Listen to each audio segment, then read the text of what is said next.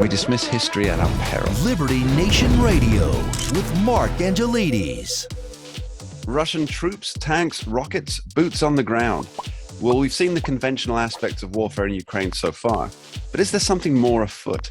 Is there another theater of war that is being ignored? And could it be that this other battleground has actually done more for the Ukrainian war effort than the traditional guns and bombs approach?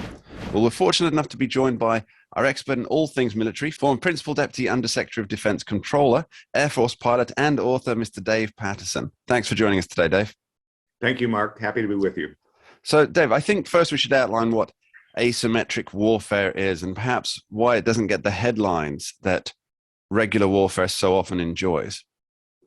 Well, I think that, put simply, it's where you have two competing forces, one with much greater firepower, people, and cleverness against a much smaller and less well-equipped country or group of people. But that group of people uses the capability that they have to great effect, and in fact are able to do much more against the greater power. And perhaps a good example of that would be one that perhaps you don't think would be apt, but during the Revolutionary War, the Minutemen, absolutely, yeah. Yes, you had the British who lined up in nice, neat rows, and you had the Minutemen who hid behind trees, terribly ungentlemanly, and yet they were very effective and used what they had and what they knew, which was and eventually overcame a much superior force. Absolutely, it's the latest rule, isn't it? Never go toe to toe against the British because they've got more people, they've got more firepower behind them, and it was a doomed strategy. So until they changed how the war was fought, it was an inevitable destruction if it were fought on the British terms. And I think that's kind of what we're seeing here today. So it seems to me that in the case of the Russia-Ukraine conflict, the use of media narratives, whether accurate or exaggerated, has been quite literally used to battle Vladimir Putin. As in the stories we see, the photographs, that they've almost rallied the world to Zelensky's cause. And this is a very effective type of asymmetric war making. It's made public pressure, corporate responsibility, all of these things come into play. So we're seeing vast numbers of corporations closing their businesses in Russia, and this is putting pressure on him internally from his own people. What's your analysis? Well, I think you have two things at play here. First of all, you do have the economic pressure that is brought to bear by corporations ceasing to do business with Russia, and that's one dimension. And you have the other dimension, which has happened by happenstance or accident. As the media has taken charge of the narrative, you find that they have more than adequately brought this David and Goliath approach to the war, and have come very out definitely for the Ukrainians. And I mean, you just cannot dismiss photos and video of all of the carnage and devastation and misery that Putin's forces and soldiers have visited on Ukraine. I mean, it is a powerful image, and it's basically coalescing the world in favor of Ukraine. Yeah, it's kind of brought in a response from everybody. So it's not just the world leaders who have a vested interest in perhaps keeping NATO as a functioning force, but it's also involved people sat at home who are going through their social media feeds and they see these things. And that's crafting a public opinion. And as we know, politicians are, they're like Supermen, but their kryptonite is public opinion. And that's the one thing they, and rightly so, fear. So it's kind of driving them all towards a spear point against Vladimir Putin. And now Putin himself, he's losing in this arena, in this specific arena. He's becoming almost a pariah on the world stage, which surprises me because the former Soviet Empire were masters of propaganda, and they just can't seem to muster the same response in terms of what the media in the West has. What's your take on this? Well, I think it goes to a very a big miscalculation on Putin's part and on his general staff's part. They believed that Ukraine would just roll over and play dead. They'd march right to Kiev, take over, install a puppet government, and life would be good. They would do this in 2 or 3 days, a week at the most. That has not turned out to be the case. There are a number of things that happened previously when Russia annexed Crimea illegally and came into the Donbass area.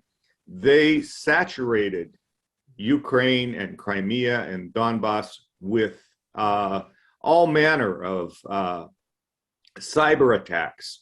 And they put in numbers of what they called little green men at the time to take away the confidence people had in their institutions. That didn't happen this time to any great extent. And because I think that Putin simply thought that this would be an easy undertaking. It proved not to be. So when Putin moved in on the Crimea and the Donbass region in the past, that was also a form of asymmetric warfare. Yes. Today, the catchphrase is hybrid, or in the United States, it's gray zone warfare. Gray zone warfare. Yeah. Now, let's switch topics here briefly, Dave. There's been a lot of talk about airplanes, warplanes, and no-fly zones. Now, why is that when cooperation between allies seems to be the watchword? The U.S. position isn't either to provide planes or act as a conduit for planes, or to back the idea of a no-fly zone. What's the thinking behind this? Well, I think there's a realization that there's a great deal of risk involved here, and that I don't think that NATO or the United States truly understand what Putin's reaction would be to a no-fly zone. No-fly zones are quite effective when you have complete supremacy of the skies. But when you have an adversary who is bent on not allowing you to have a no-fly zone, there's bound to be conflict. And even though some believe that you can set up a no-fly zone over specific areas for humanitarian relief and refugee leaving the country, when the battle is engaged, it's pretty hard to realize who shot first, even though everybody agrees that there will be no shooting in that no-fly zone. And to get the Russians to agree to that would be almost impossible. And you're looking at, for want of another term, you're engaging in warfare. This is war. And it's worked in the past sometimes, like, for example, in Bosnia and in Libya, and most notably in Iraq, when we had Northern Watch and Southern Watch. But for every one of those patrols, 40 airplanes took to the skies in support. And that's kind of a large aluminum cloud over Ukraine, and a target-rich environment for the Russians. And so regarding the planes that some people within NATO seem so keen to provide to Ukraine by passing on the planes. Now, the US doesn't want to get involved in this, and I think I can see why, but what's your take on it?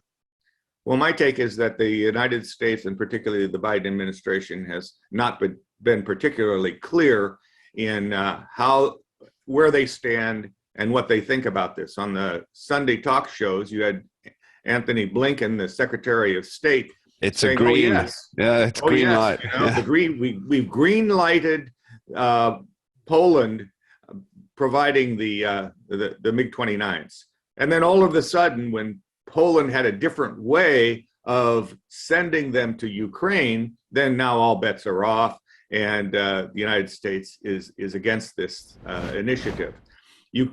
When you have Ukraine, who by all accounts is in extremis, this kind of mismessaging is not helpful.